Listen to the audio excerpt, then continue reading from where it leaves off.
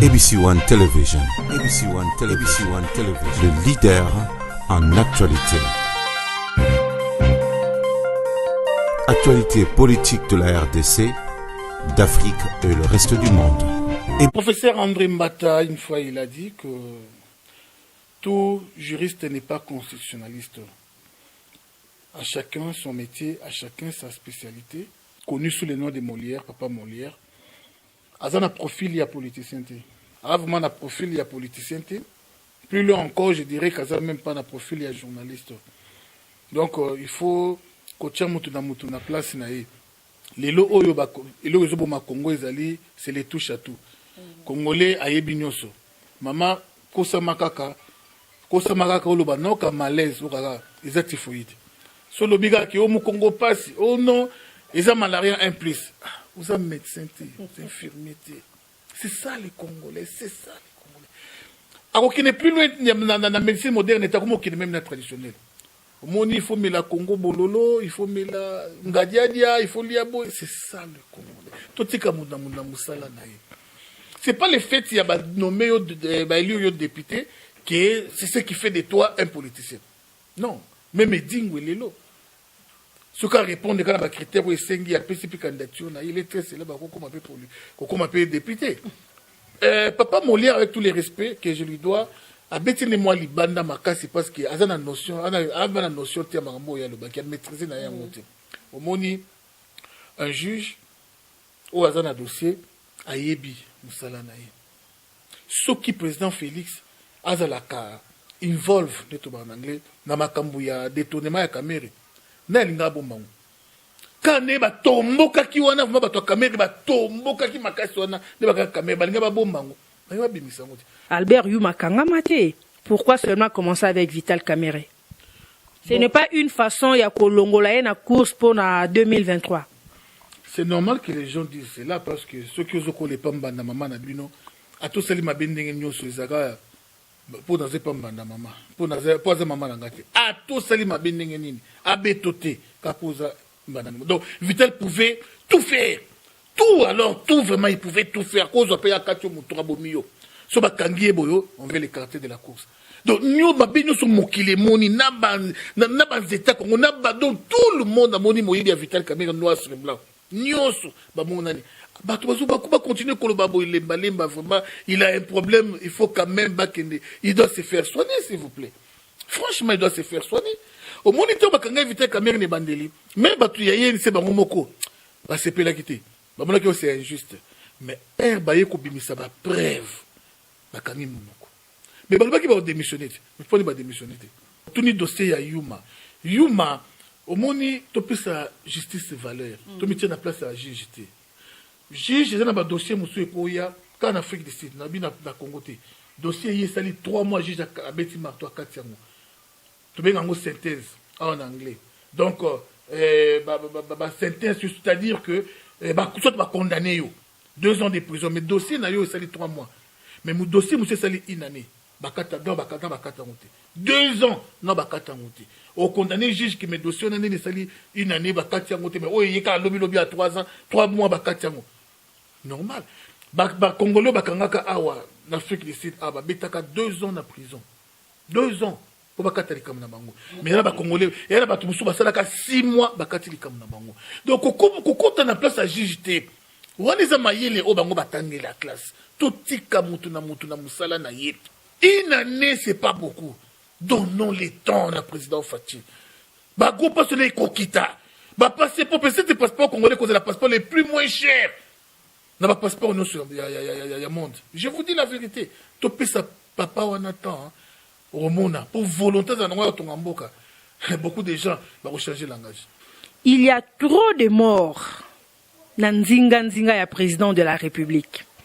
Batu kufi mingi o baza vraiment ba proche na ye ezaka kabaliwa moko normal ndenge bazo présenter biso où il y a une main noire derrière cela. Ce sont les questions que les gens se posent. Je ne sais pas par rapport à ça. Est-ce que tu peux avoir un message au Yoroku Koloba? Il y a une main noire ou des mains noires où ils sont derrière baliwa ya batu. Et le président le sait. Bon, quand on a président, c'est un grand politicien. il y a de mains noires en Akati. Mais j'en profite pour féliciter celui qu'on appelle François Béa. François Béa, c'est vraiment l'homme qu'il faut. Na mona nanga bangwanda na renseignement la sécurité ya Mobutu. Na mona nanga yi batu belé la sécurité à Joseph, mais François Béa batu belé ba oyi ba bien té. Asa vrai ranger. Pourquoi je le félicite? C'est parce que Fachi n'est pas touché. Il assure la sécurité du chef. Makambo belé. So mutasali eloko bien. Bozila mokolo kufate po bobetele maboko.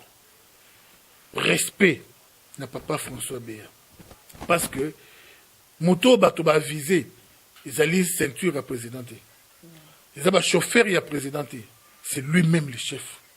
On a besoin de la tête du chef. Mais pour avoir la tête du chef, c'est pas facile. Il a un homme fort derrière lui. Il a un homme fort qui connaît la matière. François Béa. Président Fachi, vous devez être fier de cet homme. C'est bien. François Béa sécurise les présidents, tout ça, il travaille très bien. Mais si le président, à son tour, il doit aussi sécuriser les siens. Ceinture naïe, famille naïe, peuple congolais. Place on est dans Kokoma. Alors, pour la sécurité, il y a peuple congolais. Pour la sécurité, il y a ceinture à Fachi. Pour la sécurité, il y a famille à Fachi. A divorcé na Kabila.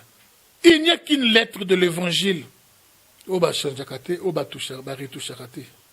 n'y a qu'une la lettre de l'évangile, c'est fini. Le reste, l'amitié, ebotamaka, ekufaka, mabala, ebotamaka, ekufaka, tout sauf rien. Kakanin, FCC nani na Fachi, FCC cacheté, parce que cache kufa, FCC na Fachi, non. Fachi, Yom tokufi si cache. On dit président ngazana. Yom tokufi si cache. Non, le bino ke cache kufa. Est-ce que vous avez dit que arrêt wana ya makala wana, la prison makala na. Oh bah là sur prison soni, va changer en combo. Yangonde bomi cache, t'es caché ça. Yangonde bomi. Si le président Félix aime le peuple congolais, nenga moni sakango. S'il aime sa famille biologique et s'il aime sa ceinture, les conseillers, les restes, à divorcer na Kabila. C'est simple. Mais il y a une vidéo qui circule. Il y a ndeko na biso, ya mboka, mwana mboka na biso congolais. Batuamoni azoka baba mbongo. Azopesa mbongo wana na bapaya bankolo mboko tozo vanda ba sud-africain. O bango na mboka na bango, bazokabela bana mboka na bango biloko kolia. Bazopesa ba étranger te. Mais tomoni ndeko na biso wana congolaise, c'est une femme. Azo kabela bikolo wana bambongo azo pesa ba sud-africain bambongo tandis que ça na ba congolais au baza dans le besoin. Vous ne pouvez pas aller chercher ba maman ya bongo pour na ko senga bango peut-être azo de la yo sala pas. To travailler na eta mulaye. Et ba tumusu baza kuluka ko ba wapi. C'est ça. Maman na moi si ya Jenga Eric Jenga. Alors, je crois que tu travailles pendant 10 ans. Tu travailles sans rival pendant 10 ans. Ils ont couplé, on a eu très bien. Ils ont couplé, impressionnant au Kaba. Dans la vidéo, il y a une communauté. Basunga, makasi. Alors, ceux qui les ont assisté à Chege ou à Balabala, à Mboka Oyo, Basala Kapé toujours yango. Wana des vidéos oyo ebimi o ba osala ngona ba chéri mais o ba osala ngona ba congolais na ba congolaise ezapé mais na temps oya confinement je crois soki ba kozana numéro nanga parce que na perda ba contact na bango banda ba yibanga ba téléphone na voyager ki ta na zongi na contact na bango souté bango pe na contact na ngai alors soki ba oza contact nanga ba obenga ngai ba possibilité ba parce que nga naza muto ayambo awa na pesi vraiment dikanisi basunga ba mama encore une fois basunga mama na biso na lobi te ke ba pesa ngai mbonga na biso ke ba pesa ngai nga sans rivana sunga ba bango moko basunga na ko na hotel sakana mukilike na ba pe na bitema malamu kosunga et servir des na batu misusu pe aider bango pe et puis bon et motiver pe bango basunga kaka bango mon côté toi l'église il y a bande qu'on a mis son message à Branham si quoi ta domo côté au basali. Biso ba chrétien, toté ya pe na ba œuvre. Ton église ya maman Olangi, CFMC. CFMC on a regretté paix à son âme maman. Son maman Olangi azalaki. Il a 200 000 rentes. Mais maman obota pe ba. Ba no bota bazoka. CFMC. Boyoka kolela ya ba maman. Ko assister ka ba maman ya CFMC. On ya bolingo. Bima, ko assister ka ba ndimi ya bima. On ya bolingo te. Bama ba nyoka baze belé ba partout. Ko assister ba maman congolaise. Ça il va dans la caméra na ngai. Ko so image.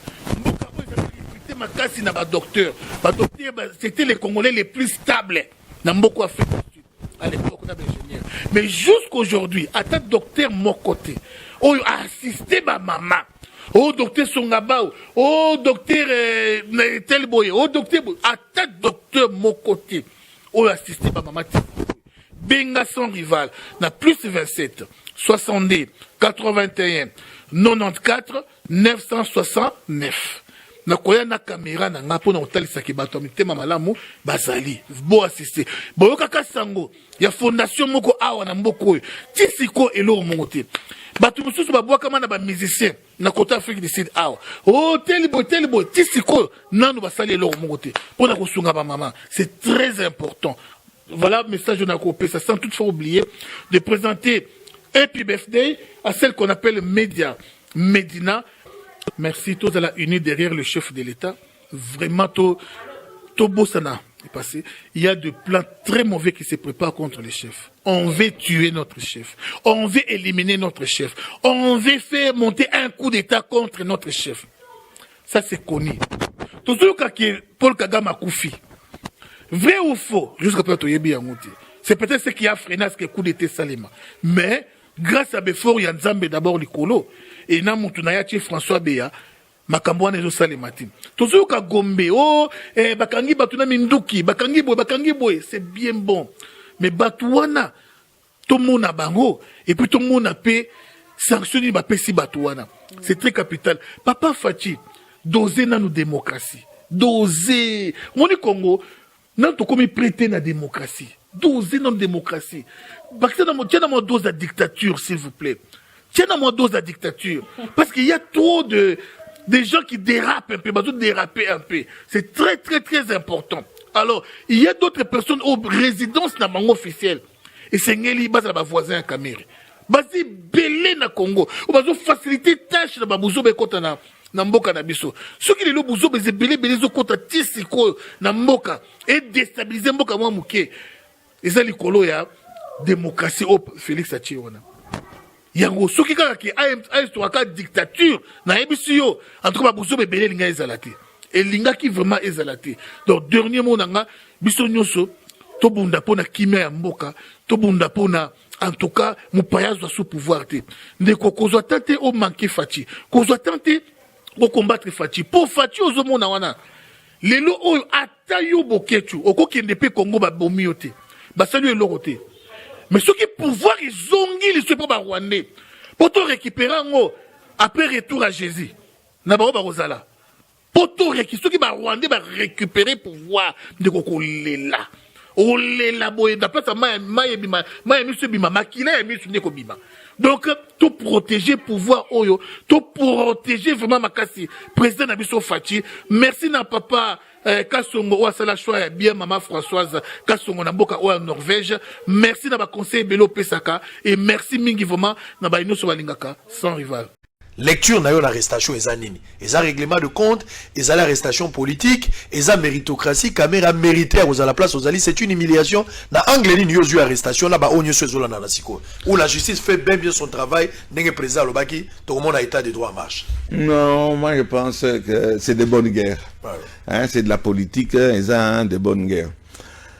Cameroun a accompagné le président de la République pendant campagne mobimba avant, pendant, après, puisque après, Azar Nakati, ya Kacho.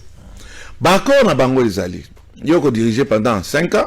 Après ça, Moninga paye au Kamata, à Kozoa 7. Yon dimi na baninga nangai, na pesi vice-président de l'Assemblée nationale, Jean-Marc Kabound. Bango na stratégie na bango, kanisi peke bakondima, que après 5 ans, Fachi Abima, atikala caméra place et que ça les matin. Comprenez mon émotion, comme avait dit le maréchal. Et ça, problème, il y a politique, quoi, dynamique politique, mais il y a un problème, il y a analyse tout simplement. Mikolezo Kende, il reste 3 ans, ils ont dit le président de la République n'a pas accord, n'a pas un secret, sur Baloba qui va camonine, etc. Alors, bon, problème, les athées, tu as une élection, ceux qui ont gagné, ils ont vital au commission d'excellence, monsieur le président de la République. Donc, d'abord, Wana, Likambo, Yaliboso. Yami Balé, bataille de pêche, comme je dis, c'est de bonnes guerres. Tout y est que Bango débat enclenché, processus Wana, Nandingi Amabe. C'est-à-dire, nous eussions pensé que le président, Baïbissé, Nyamu, Akamati, Asengito Bassa, il a enquête, et puis à démettre directeur de cabinet Naï. Mais démettre ton bras droit, ton confident, en cette confinante, ton confident, ton homme a tout fait. Au PCA, même signature, il y a un document Moussoussou. Au nom du président de la République, signé le directeur de cabinet du chef de l'État. Nale Wanande Okoloba, au nom, il y a transparence, honnêteté. Yo Kamata, au lâché, je dis bien au lâché, directeur de cabinet Nayo, ça ne sent pas bon. C'est ça qu'on dit, ça sent le règlement de compte. Cependant, néanmoins, on a la conjonction de coordination. Qui que quoi donc ou cependant, néanmoins. Mais malversation, s'il y a eu. Mais logiquement, il faut balander l'ango. Le quoi la base l'ango, na bon, procureur qui sous là. Mais pour qu'il y ait un dossier moko, namoni madame Tokwayo, il n'y a pas de problème. Mais aux hommes que Ndenge Makamangozo Kende et comme il y a un règlement de compte. Vous ne pouvez pas, au Kamadara, à côté à Kamere, yende azamo ibi. Yende a ibi. Yende ba 5 000, ba 4 000. Mais Bokamati, justice en Wandengenin. Bokamati ba Bukangalozo.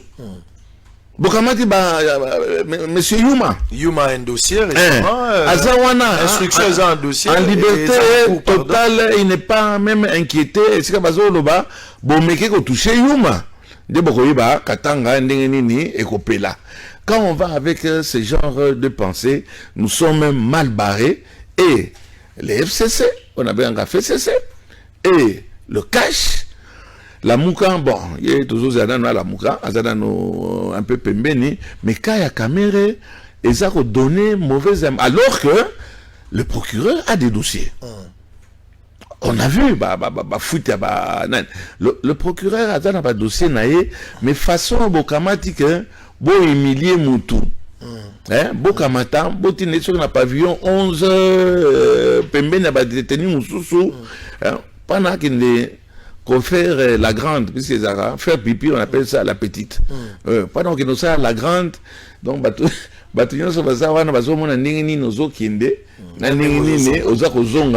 donc la façon dont Baza Kolinga humilié. C'est une humiliation et ça frise le règlement de compte. Ce n'est pas pour autant qu'on ne doit pas poursuivre. Ce n'est pas le président qui a arrêté Vital Kamerhe, c'est la justice. Hein? Écoutez, je ne pense pas, ne faisons pas semblant. On ne peut pas arrêter un directeur de cabinet sans l'aval ou la couverture du président de la République. C'est le président qui l'a livré. Hein? C'est le président qui l'a livré. Attendez, livré peut-être le rôle crûment comme ça, non? Mais on ne lèche pas son bras droit. On ne lèche pas son confident. Est-ce que le président devient en insécurité aujourd'hui sur le plan politique? Parce que pour certaines opinions, ils pensent que Ndenge Kamerhe Azaya Kokangama, président de la République, a allé exposer na bato FCC, arrestation en ezali, j'ai à bato FCC, na quelques membres il y a eu des pèses, bato ba comploter contre Kamerhe. Totalement. C'est ce que je pense. Totalement, oui. C'est un règlement de compte.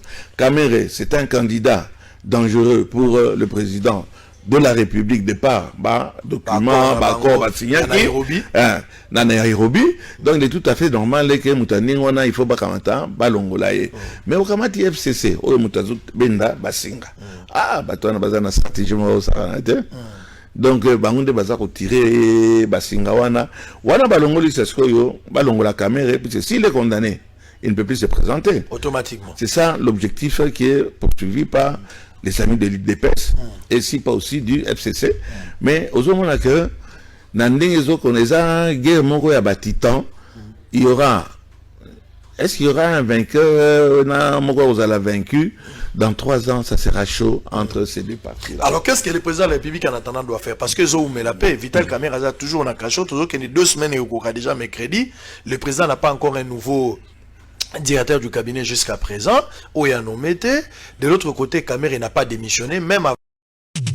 ABC One Television. ABC One Television. Le leader en actualité. Actualité politique de la RDC, d'Afrique et le reste du monde. ABC One Television.